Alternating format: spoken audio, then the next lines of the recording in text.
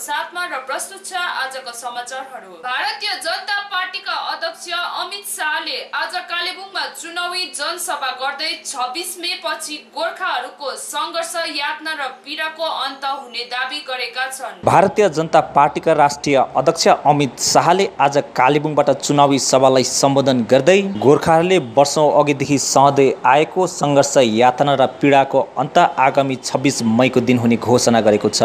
दलका उम्मेद्वार राजु बिष्टको समर्थनमा चुनाव प्रचार गर्न आइपुगेका शाहले भाजपा सरकारमा आएपछि 11 वटा जातिलाई जनजातिको मान्यता दिने दाबी पनि आज गरेका छन्। सो अवधि उनले भूमिगत रहेका मोर्चा नेताहरूको पनि प्रसङ्ग उठाएका थिए भने यस अतिरिक्त चिया श्रमिकहरूको निम्ति पनि पहल गर्ने घोषणा उनले आज कालेबुङबाट गरेका छन्।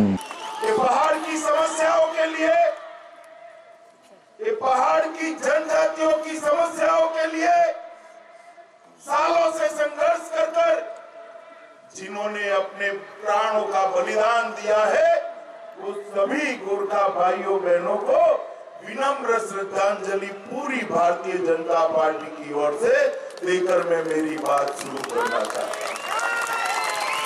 मित्रों, आज प्रथम चरण का चुनाव चालू, बड़ी जोर शोर से मतदान हो रहा है। अलीपुरद्वार और कूच बिहार, ये दोनों सीटों पर मतदान हो रहा है। दोनों जगह भारतीय जनता पार्टी के मतदाता बड़ी मात्रा में मतदान मथक तक पहुंचे। मैं आपको इतना ही कहना चाहता हूं कि इस बार दीदी कितने भी सितम ढाए, 26 तारीख को दीदी का जाना तय है, ये ध्यान देना। जिस दिन मतगणना होगी, भारतीय जनता पार्टी 23 सीटें, 23 से ज्यादा सीटें बंगाल के अंदर जीतेगी। उसी दिन ममता दीदी की सत्ता का मृत्यु घंट बजना तय है। मैं आपको कहना चाहता हूँ, सुभाष सिंह जी से लेकर आज तक आप लोगों ने जो संघर्ष किया है, जो बलिदान दिया है, जो यातनाएं उठाई है, जो वेदनाएं उठाई है, ये सारी यातनाओं, वेदना और संघर्ष का अंत 26 मई को होने वाला है। 26 मई को कोई कितने भी जुर्म कर ले, सत्य के सामने जीत नहीं सकता। और सत्य मेरे गोरखा भाइयों के साथ खड़ा है, मेरे पहाड़ी पर बसने वाले लोगों के साथ। ये आपका विजय निश्चित। गोरखाओं की वीरता, दार्जिलिंग की चाय, लोकगीत और नृत्य के लिए प्रसिद्ध ये पहाड़ियां शांति और अमन का संदेश देने वाली। यहाँ हरी भरी वादियां, लहलहाते पेट, सूर्य देवता का यहाँ शीतल काल जैसा जाना, ये यहाँ दुनिया भर के टूरिस्ट ला सकता। मगर ममता दीदी ने अत्याचारों ने ये वादियों को तबाह कर रख दिया है। आज अनेक गोरखा परिवार, अनेक यहाँ के बासिंदे अपना घर छोड़कर बाहर जाने के लिए मजबूर। मैं आपको नेताओं को बार बार दिल्ली में मिला, उनकी आंख में वेदना को देखा है, उनकी आंख में अपने मादरे वतन से दूर जाने की तड़प को मैंने अनुभव किया है। सैकड़ों गलत केस उन पर लगा दिए, उनको जेल में डालने के षड्यंत्र करे। भारतीय जनता पार्टी चट्टान की तरह इस सभी नेताओं के साथ खड़ी है। आज नहीं तो कल उनके साथ न्याय जरूर होने वाला है। मित्रों, मैं ये बताने के लिए आया, ये पूरा बंगाल जो एक जमाने में शांति का संदेश देता था, विवेकानंद, नेताजी सुभाष चंद्र बोस, बटुकेश्वर दास, रामकृष्ण परमहंस, रविंद्र ठाकुर और हमारे श्यामा प्रसाद मुखर्जी की जन्मभूमि बंगाल को ममता दीदी ने आज लूट खसोट का केंद्र बनाकर रखा।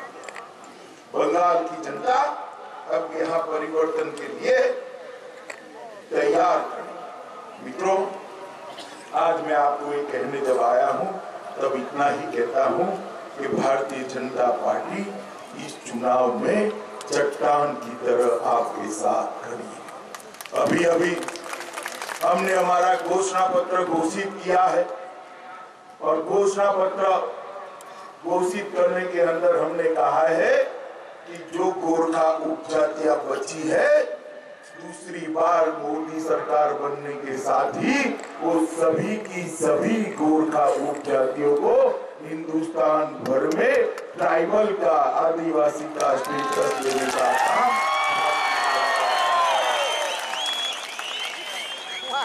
ये दीदी डराती है कि एनआरसी से गोरखाओं को आपत्ति आती है। मैं स्पष्ट करने आया हूं, मुझसे भी सवा या कोई हिंदुस्तानी है, मुझसे भी अधिक कोई हिंदुस्तानी है तो मेरा गोरखा भाई है। इसको कभी देश के बाहर कोई नहीं। सैकड़ों युद्धों के अंदर वीरता के साथ लड़कर मां भारती के लिए खून बहाने वाली ये वीर पराक्रमी गोरखा जाति को कौन विदेशी कह सकता है? ममता दीदी, आप मत भड़काइए इनको।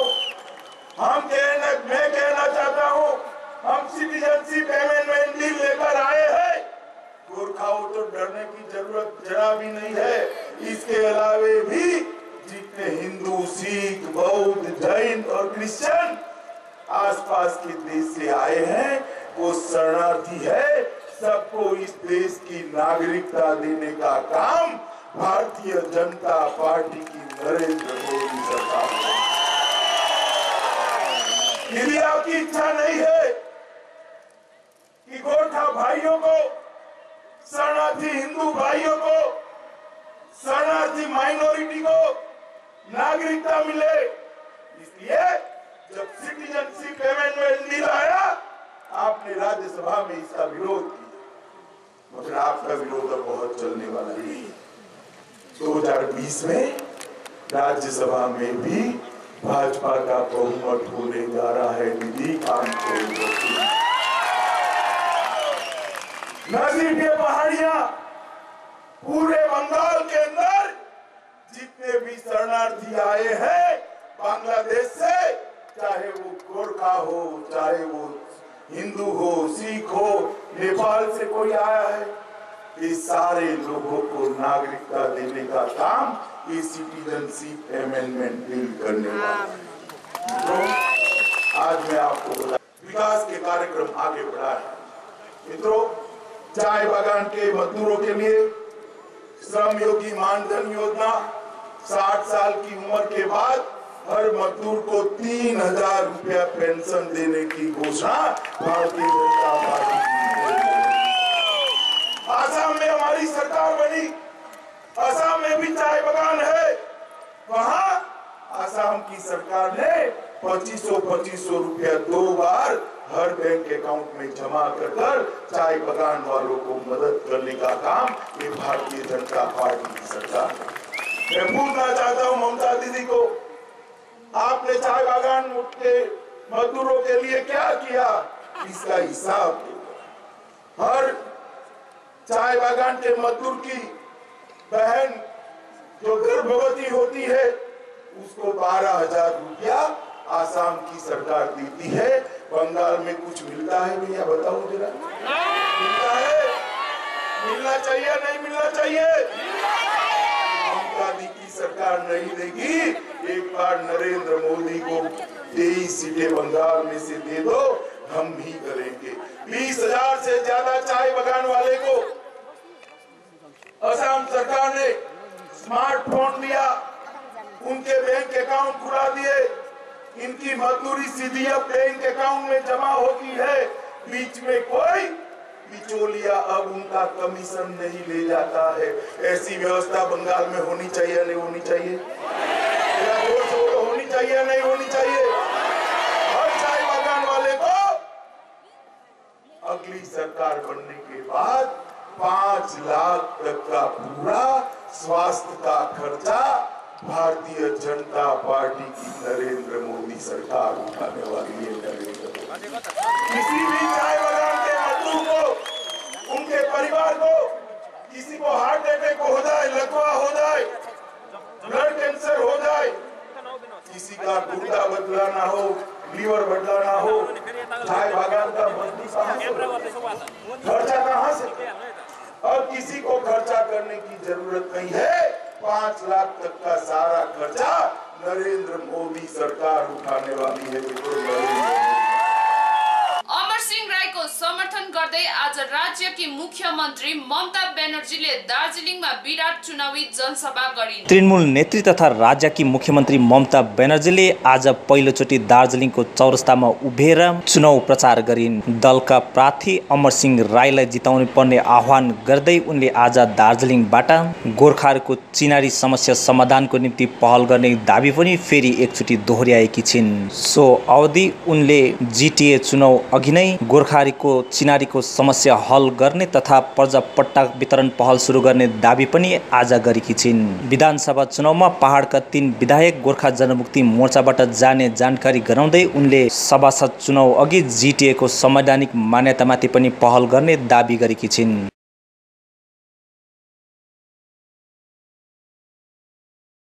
चुनावी अभियानलाई तीव्र पार्दै जन आन्दोलन पार्टीका कार्यकर्ताहरूले डाक्टर हर्कबहादुर छेत्रीको समर्थनमा आज गोरुबथानमा चुनाव प्रचार गरे। लोकसभा चुनावलाई केन्द्र गर्दै जन आन्दोलन पार्टीले पनि आफ्नो चुनावी अभियान तीव्र पारेको छ।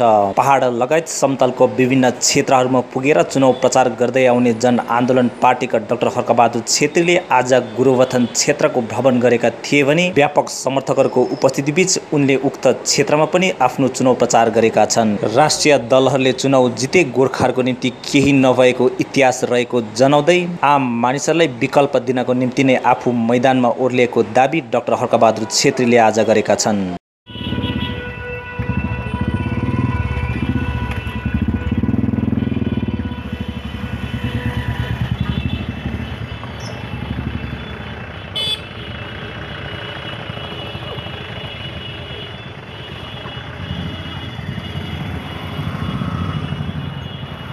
भाजपा अध्यक्ष अमित शाहले कालेबुङ आएर पनि गोर्खाहरूको आकांक्षा र सपनाबारे एक शब्द नबोल्नु दुर्भाग्यजनक रहेको दाबी गोजाममुले गरेको छ। भाजपा अध्यक्ष अमित शाहले कालेबुङमै आएर पनि गोर्खाहरूको सपनाको निम्ति एक शब्द नबोलेको अभियोग गोर्खा जनमुक्ति मोर्चाले लगाएको छ। गोर्खा जनमुक्ति मोर्चाको कालेबुङ जिल्ला समिति अधीनस्थ रहेको युवा मोर्चाका महासचिव अमीर बस्नेतले आज पत्रकार सम्मेलनको आयोजना गर्दै भारतीय जनता पार्टीले 10 वर्षदेखि गोर्खाहरूलाई ढाँड्दै आइरहेको आरोप लगाएका छन्। विशेष गरी आज कालेबुङको लागि एउटा ऐतिहासिक दिन नै थियो कि भारतीय जनता पार्टीका राष्ट्रिय अध्यक्ष अमित शाहजी कालेबुङ आउनुभएको थियो चुनाव प्रचार गर्नको लागि। र आज हुन त अब जनसभामा मान्छे धेर थिएन उहाँहरूको, तर पनि मान्छेलाई एउटा जान्ने उत्सुकता चाहिँ थियो कि राष्ट्रिय अध्यक्ष है बिजेपीको अमित शाहजीलाई हामीले टिभीमा मात्र देख्थ्यौँ र उहाँ कालिम्पोङमा आउँदाखेरि उहाँले के बोल्छ भन्ने कुरा चाहिँ सबैले सुन्न मन गरेका थिए र एकदम जिज्ञासा लिएर बसेका थिए। तर राष्ट्रिय अध्यक्ष अमित शाहजीले गोर्खाहरूको यतिका वर्षसम्मको सङ्घर्ष है गोर्खाहरूले सोचेको चाहेको सपनाको विषयमा कुरा गर्न सक्नु भएन।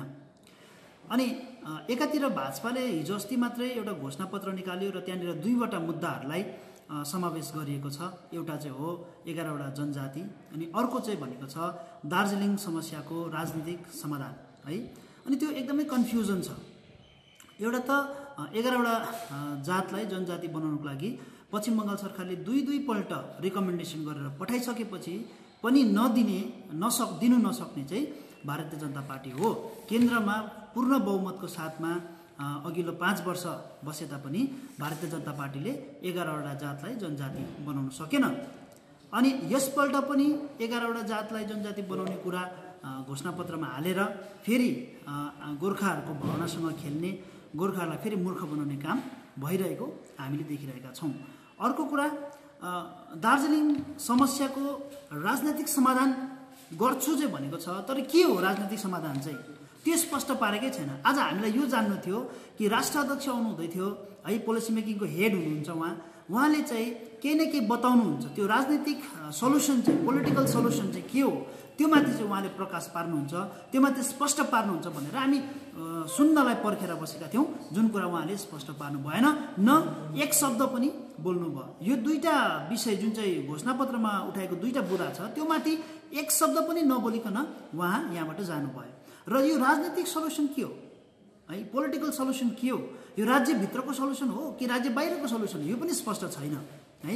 अनि राज्यभित्रको सल्युसन हो भने कसरी दिने है, राज्यको दायराभित्र पर्छ कि केन्द्रको दायराभित्र पर्छ त्यो पनि स्पष्ट पार्न सकेन। र यो पालि पनि भारतीय जनता पार्टीले गोर्खाहरूलाई राज्यको विरुद्धमा उक्साएर एउटा भावनात्मक बनाएर अनि यो इलेक्सन जित्ने र यो लोकसभा चुनाव हत्याउने, यो सिटलाई हत्याउने प्रयास मात्रै गरेको आजको सभामा स्पष्ट भएको छ। एक ठाउँमा एनआरसीको कुरा गर्नुभयो, एनआरसीले गोर्खाहरूलाई छुँदैन त भन्नुभयो, तर उहाँले एउटा ठाउँमा यस्तो पनि भन्नुभयो कि नेपालबाट आउनेहरूलाई हामी सिटिजनसिप दिन्छौँ। को नेपालबाट आएको छ यहाँनिर है, हामी एउटा प्रश्न गर्न सक्छौँ कसलाई इङ्कित गरेर चाहिँ नेपालबाट आएको भनेर भन्नु खोजेको है।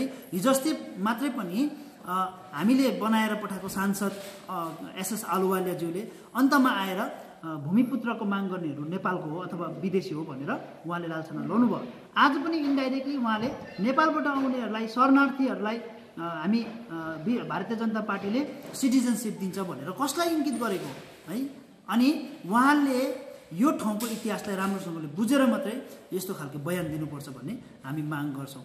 अनि हामी चाहिँ भूमिसँगै कसरी भारतमा गाभिएका छौँ त्यो कुरा चाहिँ उहाँले बुझेर मात्रै भनिदिएको असल हुन्छ है, हामी यस्तो माग गर्छौँ।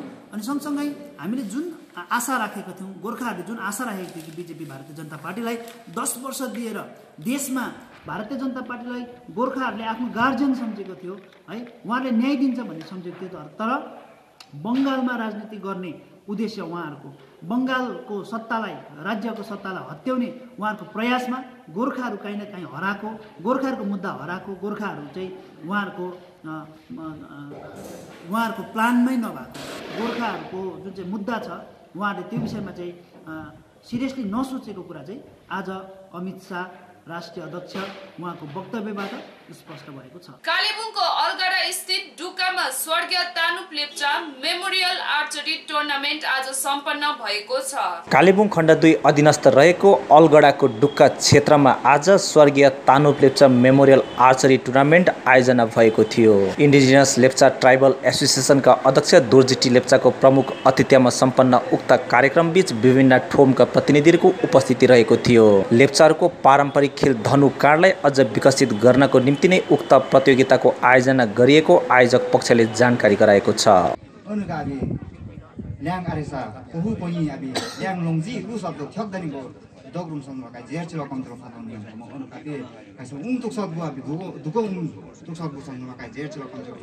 विशेष गरी यो स्वर्गीय तानुप लेप्चाको तेस्रो वर्षीय स्मारक यो धनुकाँडको खेला सम्पन्न आज भयो र यो खेलाइएको थियो मार्च महिनाको 18 तारिकदेखि खेलाइएको थियो र आज यो समापन खेला हो, फाइनल म्याच हो र यो छेवाङ 6 गोर्खाना भर्सेस हाम्रो 126 बिजाङको बाहिरसँग यो बिचमा भएको थियो र यसमा 126 विजय र छेवाङ 6 आजको म्याचमा पराजय हुनुभयो र यो एकदमै राम्रो म्याच भयो र हामी विशेष कमिटीको तर्फबाट दुवै दललाई बधाई दिन चाहन्छौँ। यसमा जम्मा 22 वटा टिमले यसबाजी 2019 मा भाग लिएका थिए। यो 3 वर्षको सिरिज थियो, 2017, 2018 र 2019 र यी मध्येमा यो वर्ष खालि 22 वटा टिमले मात्र भाग लिए, तर सबै टिमहरू आइदिएर भाग लिए। यो मेन्चु होमको अगुवाईमा खेलाएको थियो र यो यहाँ डुक्काको उहिलेको बुजुर्ग बाजे जो सेजुङमा पुरा खटिरहनु भएको थियो र उहाँको नाममा खेलाएको थियो। हवस् त दर्शकबिन, यो थियो आजको संवाद कालेबुङको प्रस्तुति र भोलिको प्रस्तुति हेर्न नभुल्नुहोला। तबसम्मका लागि म लगायत सम्पूर्ण संवाद कालेबुङ टोलीलाई बिदा दिनुहोस्। नमस्कार।